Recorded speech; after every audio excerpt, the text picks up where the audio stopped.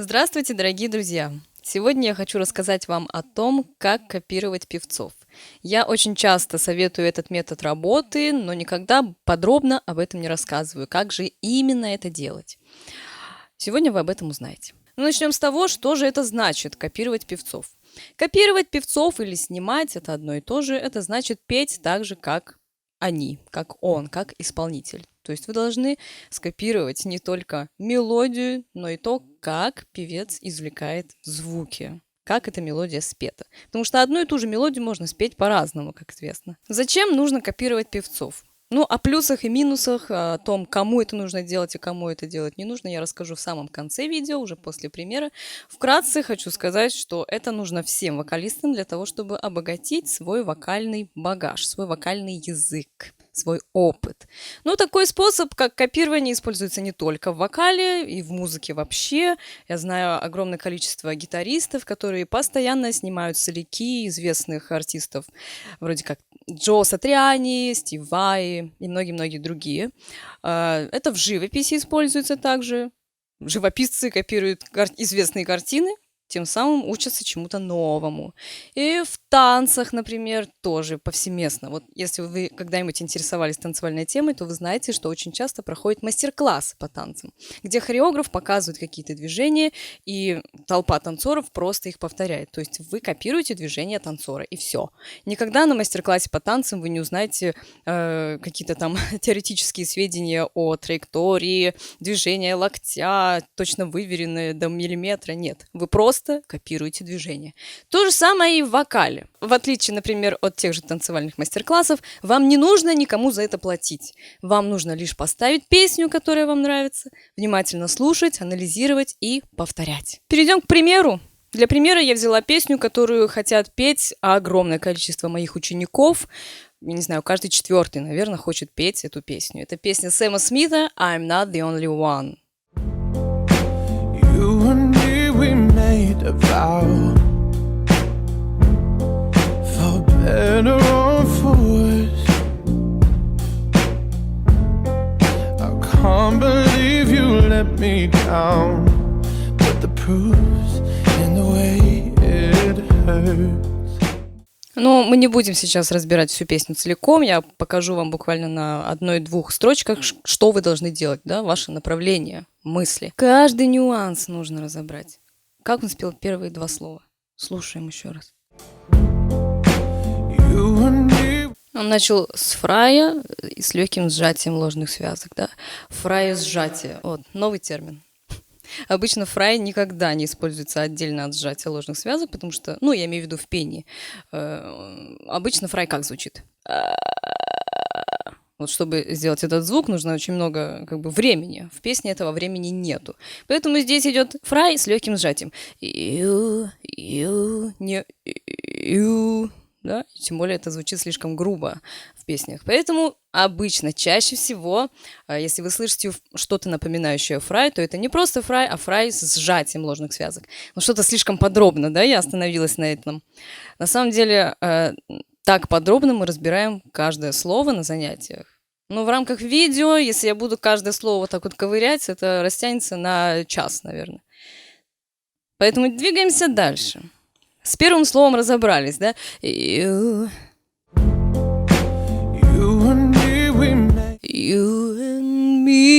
and me, уже было с хорошим таким твангом, с утонченной массой голосовых связок. Утонченной, я имею в виду облегченные. И не просто ми тванг, а еще и с наклоном щитовидного хряща, что дает такой оттенок досады. Сэм Смит поет с досадой. Это грустненькая песня. Песня о предательстве.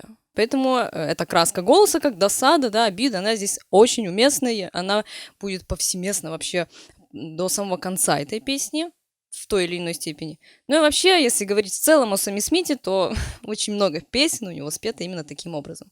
Но сейчас я не буду разбирать вокальный стиль Сэма Смита, хотя когда-то я хотела это сделать. Что-то перегорело у меня, не хочу. Что ж, ладно, еще раз, с самого начала отмотаю назад, вспомним, что было, и двигаемся дальше. You and me, we made a vow. You and me, we made a vow. Вау. Опять было с фраем, с сжатием, да, окончание фразы. Точно? Давайте-ка я перепроверю.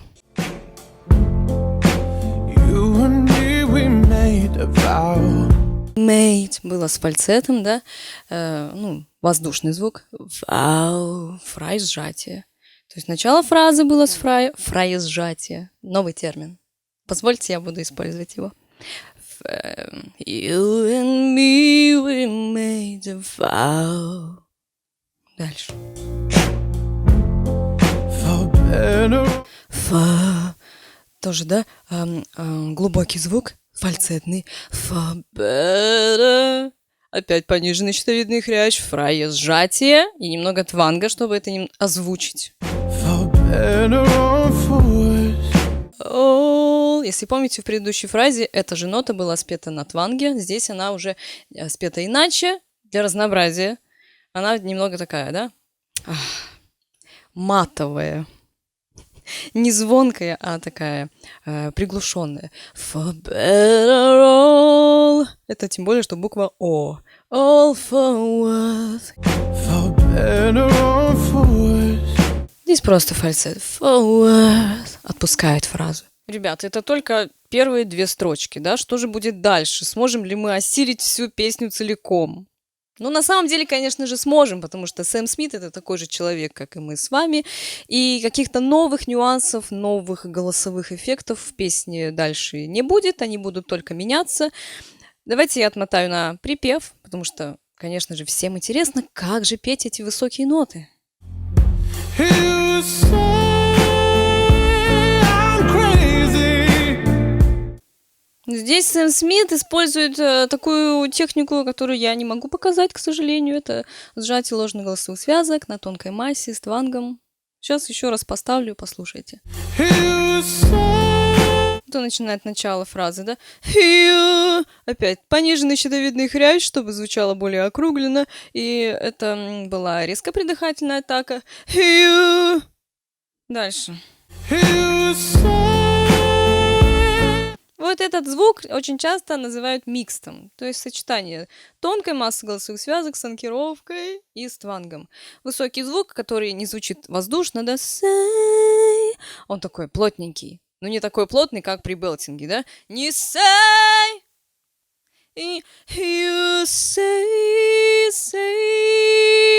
Вот я пытаюсь вам показать что-то близкое к этому. Но на самом деле меня и Сэма Смита, конечно же, невозможно сравнивать, потому что у нас разные весовые категории. У него голос толще, у него полости шире, а у меня женский голос. И если бы я пела эту песню, я бы повысила тональность. И тогда бы, возможно, но не факт, у меня бы получилось показать этот же звук, но уже исходя из своих собственных возможностей. Так где же там сжатие ложных связочек, скажете вы? А вот сейчас и послушаем. you say I'm crazy. Вот это вот I'm crazy. И опять ушел в грустненький звук. То есть Сэм Смит здесь разозлился, да? Он говорит, ты говоришь, я сумасшедший. Как видите, копирование — это очень долгий и кропотливый процесс, который занимает много времени и умственных усилий. Но когда я долгие годы посвящала копированию, мне было интересно, как же все-таки из песни сделать конфетку. Вот из всех этих нюансов и складывается в итоге прекрасный результат. Какие же плюсы и минусы существуют от этого способа самостоятельной работы? Ну, плюсы понятно, да? Это обогащает ваш вокальный язык. То есть вы можете петь и таким способом, и другим способом, не то, что обычно, не то, что вам пришло в голову, да. То есть это как бы развивает ваши умственные способности, развивает вашу фантазию.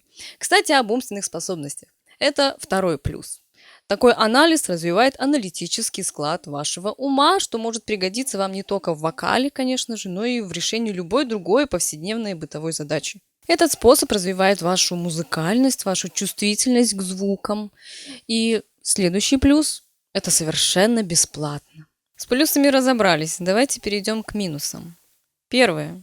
Вы можете слишком увлечься копированием другой манеры. И в итоге любую песню вы будете петь так, как бы спел ее исполнитель, которого вы закопировали до дыр.